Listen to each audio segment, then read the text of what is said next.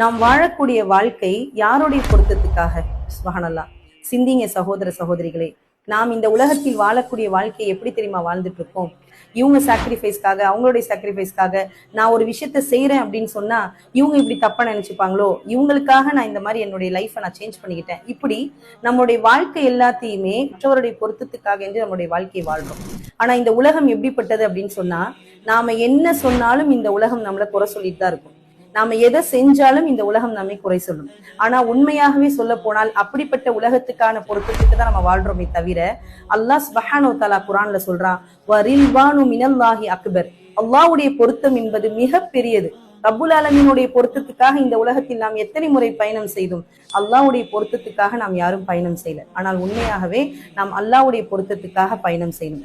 அல்லாஹ்வுடைய பொருத்தத்துக்காக நாம் பயணம் செய்தோம் என்று சொன்னால் நிச்சயம் மறுமையில் அதனுடைய சுவை என்பது மிகப்பெரிய ஒரு நன்மையை நமக்கு ஈட்டி தரும். அதனால் சகோதர சகோதரிகளே, நாம் இந்த உலகத்தில் பயணம் செய்கிறோம் என்று சொன்னால் நம் வாழ்க்கையை அல்லாஹ்வின் பொருத்தத்துக்காக இன்ஷா அல்லாஹ் பயணம் செய்வோம்.